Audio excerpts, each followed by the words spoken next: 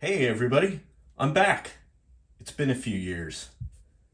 I know you're probably wondering what happened. I'll tell you all about it later. Actually, never mind, who cares? I know what you're here for. It's the shoes. Let's get to it. This is the Nike Free Metcon 6, the newest version of the Free and Metcon mashup collaboration. This is light lemon twist, cement gray, black, light lemon twist, or what I would call yellow and gray. These are great. They're a definite improvement over the Nike Free Metcon 5. How so? These are lighter by 7/10 of an ounce. How often does a shoe get lighter? Thank you, Nike. It has more foam cushion, says Nike. Although we'll find out it's real hard to feel that actual difference, so I'm a little bit skeptical there. But I can tell you this, you will feel the sock-like fit and comfort with the stretchy, flexible upper, and thanks to this improved part, is definitely a better feel than the previous shoe. It's also the same price, by the way. No shrinkflation going on here.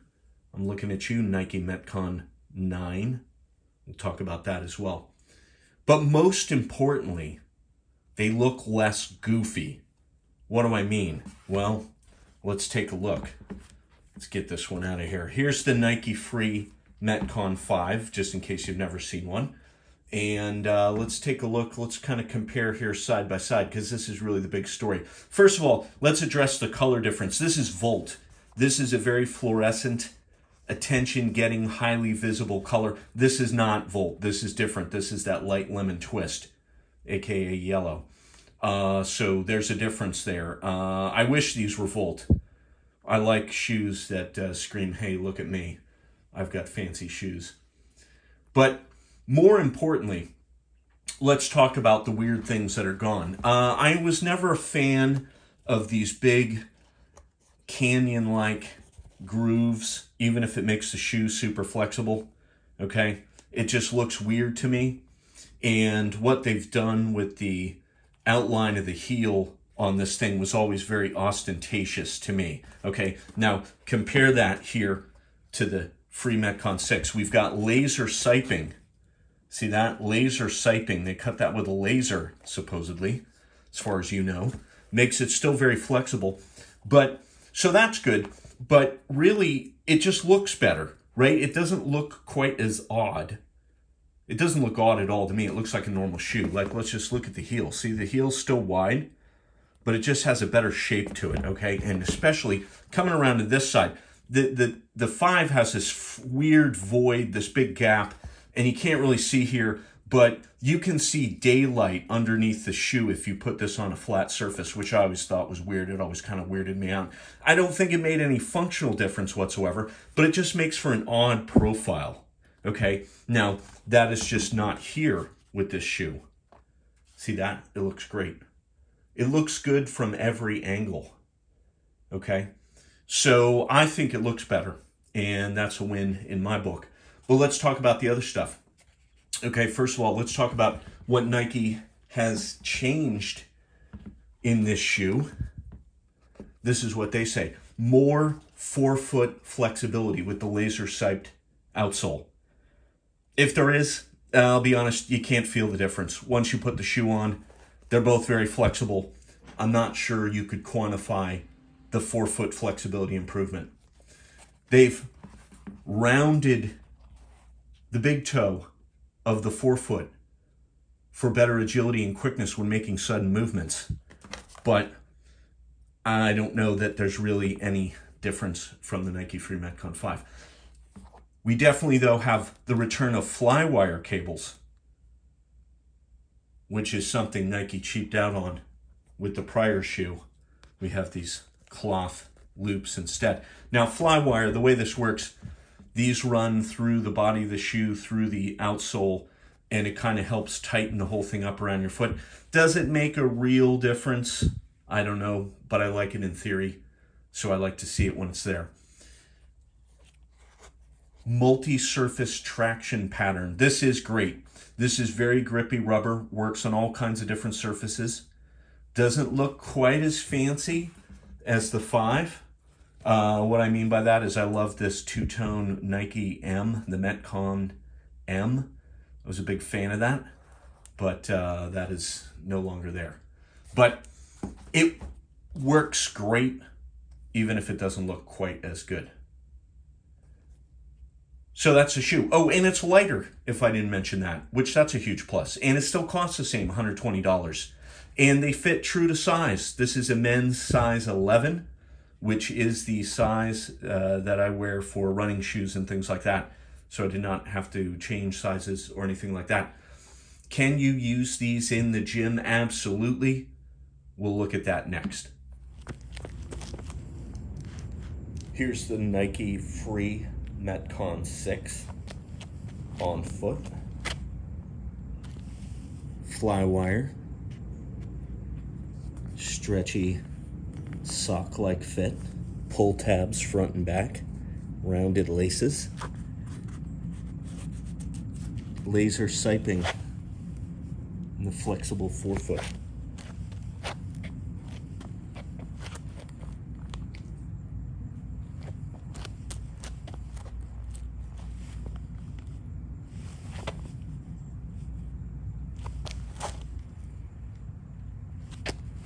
Looks good from every angle, in my opinion. It's a good shoe. All right, here they are in the gym on the turf, pushing and pulling sleds. I know the lighting's kind of bad and the angle's not so good. It's hard to take video in the gym and not look like the weirdo making videos of their own shoes. So I did the best that I could. Wanted to show you a little action footage here. The shoes look good all around. Massive 145-pounder. Hey, at least it's a 45-pounder on the sled. This is obviously not a workout. Hey, calves look good too, don't they? Pushed it for all of 10 feet and then back. This is not a real workout, obviously. This is just to show off the shoes. All right, how about a real workout? Here's deadlifts with 315 on the bar. I know you can't see all the plates. Trust me, it's 315. This is reps for me, relatively speaking. Still working on deadlift PRs. So here we go. Can deadlift. I can definitely feel the stack height in these. You are further off of the ground than, say, the Nike Metcon 9, but they're still plenty good for deadlifting. By the way, I do my reps like singles, as you can see there. Lift it, put it back down, and then reset completely. I come from a informal amateur powerlifting kind of background. You won't see me dribbling my deadlifts, bouncing them up and down like a basketball. And what else can I say? These are the No Bull crew socks too, by the way. I read an article somewhere. It said Gen Z says if you wear low socks, you don't look cool. So I immediately bought a whole bunch of crew socks. And so if you see me wearing those, that's what's going on there. But deadlifts, yeah. All right, how about one more workout? Here's the Echo Bike. And this is also not a real workout, just for show. It doesn't really matter what kind of shoes you wear on the Echo Bike. I just thought it would be an opportunity to show you the shoes in action. This is not in slow motion or anything, by the way. This is actually how I ride the Echo Bike. Just kidding. I do Tabatas and sprints. The Echo Bike is a quad killer. You can induce a burning, painful sensation in the quadriceps unlike anything else I've ever felt before, almost to the point of crippling pain. Not here, again, not here, but if this were an actual workout. So anyways, you can wear them for the Echo Bike. All right, here they are. Side by side, the Nike Free Metcon 6 and the Nike Free Metcon 5. Let's talk about what's the same. First of all, I cannot feel any difference in heel to toe drop. The stack height feels the same as well. In other words, you know, if there's more foam in the 6, I can't really feel it, or it doesn't make a difference that I can feel in terms of my foot's not like up higher off the ground or anything like that, nor is there the heel to toe drop difference as far as I can tell. So that's what's the same. Let's talk about what's different though. The 5, look at the big Grand Canyon grooves. Very flexible upper, the flexible outsole, but the laser siping does the same job in the 6 and looks better doing it. The big weird void there, you can't see it, but you could see daylight underneath, which is, I don't know, I guess okay, but kind of strange. No such thing going on here with the 6. Okay. The upper is more comfortable, feels softer, feels more stretchy, elastic, sock-like fit, especially up around here. I like the return of flywire versus the old cloth straps on the 5. This part is just not as comfortable, okay? I also like that they have both a pull tab on the front and the back. Makes it easier to put it on. Let's look around to the side and the back. The heel just looks better to me. Still is wide. It's every bit as wide. It just has less of a weird shape to it. The one thing I do miss on the 5 is the big Nike Metcon M. We get a much more generic outsole. The traction pattern is good though. Good traction in all kinds of gym floor situations. Turf, rubber flooring, and everywhere else as well. So that's the 2 side by side. Now let's compare it to the Nike Metcon 9. This is the Metcon 9. Let's talk about this. This is classic, the Metcon shoe, great for lifting weights. I'll be honest though, this thing has really continues down the path of becoming a pure weightlifting shoe, really, is what the Metcon has turned into. What do I mean by that? Heavy, built like a tank. It's noisy thanks to the super stiff heel, which is great for lifting weights, of course. But also, it's gotten really expensive. This is a $150 shoe now for some reason. You can find them with a discount a lot of times though, so we don't know how that's working out for Nike, but it's an expensive shoe, $140, $150, okay? Here's the other thing. Really, this is what I like to call, it's a no-heel weightlifting shoe, right? There's minimal drop here, 4 millimeters. Great for lifting weights. Minimal stack height. When I'm doing deadlifts and things like that, I want my feet as close to the floor as possible. And the gym doesn't let you deadlift in bare feet, at least my gym does not. So the Nike Metcon 9 is great for that. But there's things that I don't like about this shoe. It's got the rope wrap still, it's got the laces, but you know, over the years, flywire has disappeared. It's got the lace lock, which is great, but on the 7, the lace lock had Velcro at the bottom and Velcro at the top. Now it's a pain to tie the shoe because this will be flipping around, getting in your way. And overall, it just feels like shrinkflation to me has happened to the Nike Metcon 9, because while they took some of that stuff away, it didn't get any cheaper. It only got more expensive, and significantly so. Okay? Now that said, this is still my go-to shoe when I go to set a PR involving weights, you know, like deadlifts and stuff like that. I don't squat so much anymore, but I'm still working on deadlift PRs and things like that, and this is the shoe that I wear. The only positive that I have to say about the Nike Metcon 9, I do feel like the heel cup is deeper and higher than in years past, so I get less of a sensation of heel slippage with these. But it is what it is. But I'll be honest, my day-to-day, my go-to shoe has become the Nike Freeline, and certainly now the 6.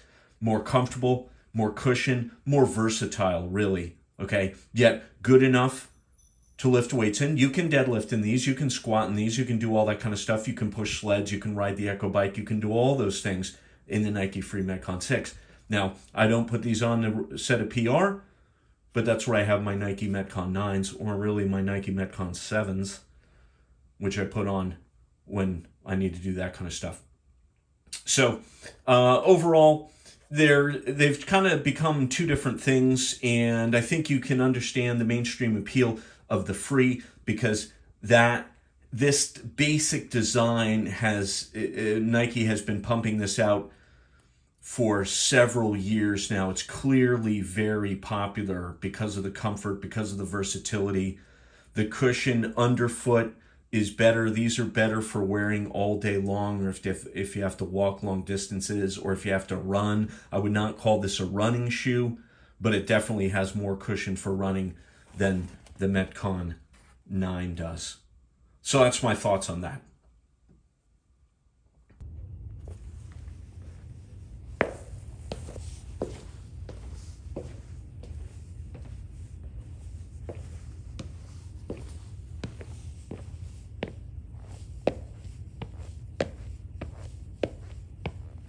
The Metcon 9 is a noisy shoe because of the super stiff heel. The 6 has a stiff heel, but nowhere near as stiff as the Metcon 9, which has become, for all practical purposes, a no-heel Olympic lifter type shoe, really. So I know you don't care how much noise your shoe makes when you're lifting weights, but when you're not lifting weights, why have a noisy shoe?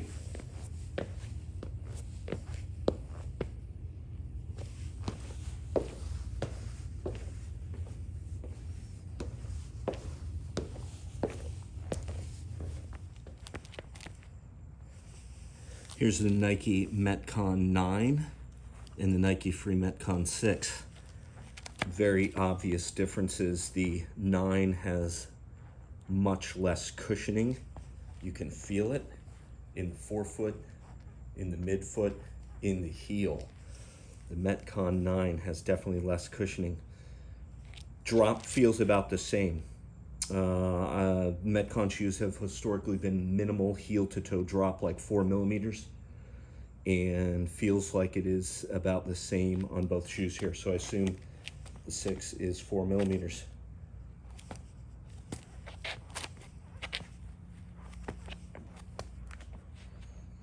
The Metcon 9 is heavier significantly. It's almost 15 ounces, whereas the Free Metcon 6 in men's size 11 is 11.2.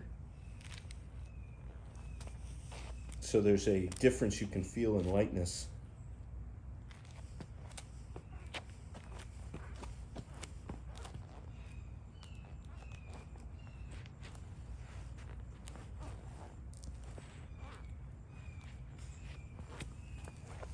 The Metcon 9 has a comfortable upper, but it's definitely not stretchy and definitely not the sock-like fit.